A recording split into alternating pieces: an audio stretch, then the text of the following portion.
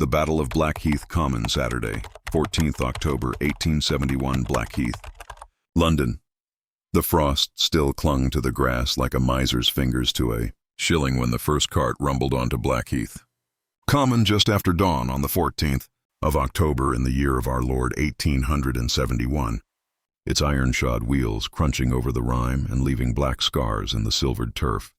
The vehicle laden with 12 oaken barrels of best London porter, 2 crates of Plymouth gin, a crate of clay pipes, a bundle of crimson wool banners stitched in gold thread proclaiming Blackheath Proprietary School, Champions of the South, and a driver named Jemmy Pike, one-eyed veteran of the Crimea with a face like a battered kettle and a tongue that could flay a bishop, who spat a jet of tobacco juice into the mud and muttered through blackened teeth, "Let the northern bastards come.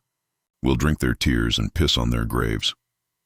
While behind him the common began to stir with the slow, deliberate awakening of a beast that had slept too long under the Empire's stiff collar. By 7 o'clock the pie sellers had arrived in force, their barrows steaming with mutton and gravy, their cries of "Hot! Hot! Get your mutton pies! Tuppence a go!" cutting through the fog like gulls over the Thames. And with them came the gin women in shawls the color of dried blood. The fiddler Blind Tom, who sought a jig with such ferocity, his bow hairs snapped one by one. The blind beggar Rattling Joe, who shook a tin cup filled with farthings and the occasional half-crown slipped in by a guilty aristocrat. The bookmakers in stovepipe hats and check trousers who barked odds and voices honed on racecourses from Epsom to Doncaster. 5-1 on Blackheath. 3-1 the northern invaders, evens on a man hospitalized before the half hour. And the children, dozens of them, ferrets in caps and patched knees, darting between legs, stealing crusts, pickpocketing the unwary, shrieking with the pure animal joy of a Saturday with no school and no master's cane. By 8 the gentlemen had begun to arrive in landaus and broughams, their ladies in bustles and feathers, parasols furled against the cold, their footmen unloading hampers of cold pheasant, champagne in straw, crystal glasses that caught the weak sun like captured stars, while from the opposite direction came the working men in their hundreds, dockers from Deptford, costermongers from Bermondsey, navvies still dusted with the chalk of the new railway cuttings, their women in print dresses and clogs, their babies slung in shawls, their voices a low, dangerous rumble like surf on shingle. And everywhere were the players, arriving in 2s and 3s, some on horseback, some on foot, some dragged in on carts because they had spent the night in a lockup for brawling or thieving, the Blackheath Proprietary School team cantering in on matched bays, led by their captain Reginald Haverford, 19 years old, heir to a sugar fortune refined in the blood of Jamaican slaves, built like a blacksmith despite a diet of grouse and claret, his boots handmade in Northampton by a craftsman who charged a guinea a pair, his hair oiled with Macassar until it gleamed like a sealskin, his crimson jersey tailored in Savile Row, his smile a lazy, aristocratic thing that said, "I own the world and you are merely renting space upon it." And behind him his teammates, Alistair Flash Drummond, small, quick, vicious as a stoat, educated at Harrow and destined for the bar but currently more interested in breaking noses. Percy Pug Wainwright, fullback pugilist, son of a bishop, yet known to fight bare-knuckle in Ratcliffe Highway for a purse of sovereigns. The Honorable Cecil Squeak Fitzroy, so called because his voice had never broken, a winger who could outrun a greyhound and cry at the sight of blood, and a dozen others whose names would be forgotten by history, but whose bruises would last a lifetime, while across the common, marching in silence like a column of redcoats advancing on a rebel square, came the northern invaders, a coalition of mill workers from Manchester, miners from Wigan, one disgraced Oxford Blue who had been sent down for impregnating a proctor's daughter, their captain Tommy Iron McAllister, 22, coal heaver, 6'2" of gristle and scar tissue, fists like hams, nose broken so often it pointed permanently left, his flat cap pulled low over eyes the color of wet slate, his jersey nothing more than a dyed bedsheet tied at the waist with binder twine, his boots patched with sacking, his team similarly attired, Davy Snipe O'Toole, forward, poacher by trade, eyes that could spot a hare at 200 yards and a gap in a defense at 20, Josiah Hammer Grimshaw, miner, shoulders broad as a pit prop, hands that had swung a 14-pound sledge since the age of 10, Liam Weasel Flanagan, winger, pickpocket, light-fingered enough to steal the ball from a man's foot without him noticing, and 30 others whose mothers had kissed them goodbye that morning with the grim certainty that some would not return unchanged. Between them stretched 200 yards of rutted turf, pocked with rabbit holes, littered with the bones of sheep and the occasional gin bottle, marked by nothing but a pair of discarded greatcoats for goalposts and a whitewashed line down the middle that had already begun to smear under the boots of early arrivals. No nets, no touchlines, no corner flags, just grass and blood, and the promise of glory under the loose Sheffield rules that allowed handling if caught clean, hacking at shins, holding by the jersey, and the occasional uppercut provided the referee, a portly clergyman named Reverend Barnabas Higgs, perspiring even in the cold, his cassock tucked into his trousers, his whistle on a lanyard, his Bible clutched like a shield, wasn't looking. By 9 o'clock the crowd had swollen to 5,000, a seething, breathing organism that smelled of wet wool, gin, tobacco, horse dung, and the metallic tang of anticipation, the brass band of the 17th Lancers striking up Rule Britannia with such gusto that the trombonist's cheeks bulged like a bullfrog, a dog with one ear barking itself hoarse at a performing bear chained to a post, a pickpocket being chased across the pitch by a bowler-hatted constable who tripped over a pie seller and went face-first into a cauldron of gravy, emerging scalded and cursing to scattered applause. At 9:30, Reverend Higgs took his place at the center circle, Bible in one hand, whistle in the other, his face the color of uncooked sweet, and called the captains. Reggie Haverford flipped a sovereign, the coin spinning, glinting, landing tails up in the mud. "North kicks off," Higgs bellowed, his voice cracking like a schoolboy's. Tommy McAllister spat on his palms, rubbed them together until the spit steamed, and said, "Let's break their bloody legs," and the game began. The ball, a leather bladder stuffed with cork shavings, sewn by a saddler in Leather Lane, heavier than a cannonball when wet, was kicked high by Davy Snipe O'Toole, arcing like a mortar shell against the pewter sky, and Reggie Haverford leapt, caught it clean on his chest as the rules allowed, tucked it under his arm and charged. He sprinted, elbows high, hair streaming, straight at Tommy McAllister, who stood foursquare like a colliery winding gear.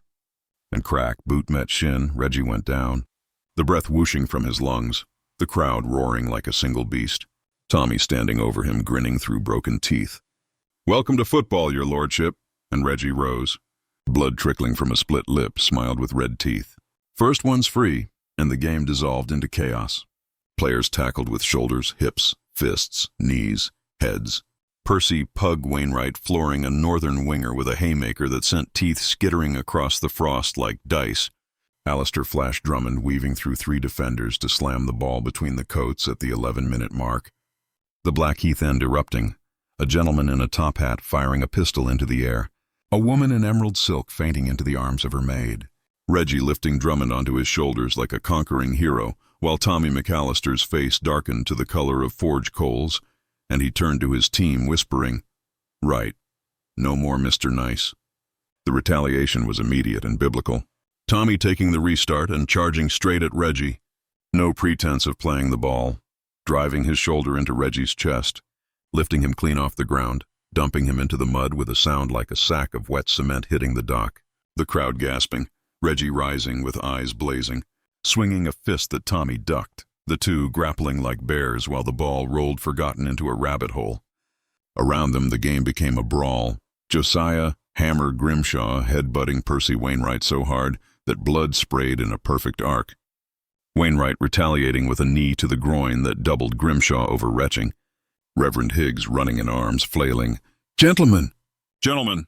This is unbecoming before the Lord," only to take a stray elbow to the eye and go down like a sack of turnips, his whistle skittering across the pitch.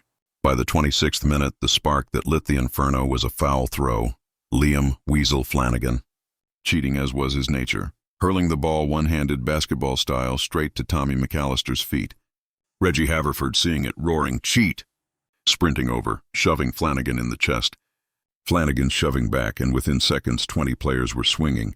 Fists, boots, heads, elbows, the ball disappearing under a pile of bodies. A Blackheath player, later identified as the Honorable Cecil "Squeak" Fitzroy, pulling a small blade meant for cutting twine from his sock and slashing at a northern arm. Blood arcing like claret from a smashed decanter. The crowd surging forward, spectators becoming combatants. A docker swinging a bottle that shattered on a gentleman's skull. a gentleman cracking a walking stick across a miner's shoulder, the brass band fleeing with tubas clanging, the performing bear breaking its chain and lumbering through the melee scattering players like ninepins. And in the center, Tommy McAllister and Reggie Haverford locked in a death grip, rolling in the mud, grunting, cursing. Reggie's lip split to the teeth, Tommy's eye swelling shut. Until, crack, a pistol shot froze the fighting like a tableau in a wax museum. At the edge of the melee stood Jemmy Pike, the one-eyed Carter, Navy revolver smoking in his fist. At his feet, Davy Snipe O'Toole clutching his thigh, blood pooling beneath him in a dark, spreading rose. "I warned ye," Jemmy screamed, voice raw with gin and loyalty. "No knives on my pitch!" For it had been Snipe who wielded the blade in the scrum, Snipe who had slashed Fitzroy's arm in retaliation, and Jemmy, drunk on porter and the righteousness of the half-blind, had shot him. The crowd fell silent. Even the dogs stopped barking. Reggie pushed Tommy off him, stared at Snipe, then at Jemmy. Whispered, "You bloody fool." Tommy knelt beside Snipe. "Hold on, lad, hold on." But Snipe's eyes were already glazing. The blood wouldn't stop. His last words bubbled, "Tell me, Mom, I scored," before the light went out. The match was abandoned. No score, no winner, only a corpse. Snipe's body carried off on a cart covered in a crimson jersey. The northern players following, heads bowed. Tommy McAllister walking last, cap in hand, tears cutting tracks through the mud on his cheeks. Reggie Haverford standing alone on the pitch, frost melted, grass churned to slurry, staring at the blood-stained blade lying in the dirt, Snipes, and feeling something crack inside him like ice on a winter puddle. Constables arrived on horseback 20 minutes too late, their sabers drawn, their whistles shrill, arresting Jemmy Pike, who went quietly, still clutching the revolver, muttering for Blackheath over and over like a prayer. The injured were carted off, Fitzroy with his arm in a sling, Grimshaw vomiting blood, Wainwright with a cheek laid open to the bone, Reverend Higgs concussed and babbling about the Book of Revelation. 3 days later, in a smoke-filled back room of the Green Man pub in Greenwich, the inquest was held.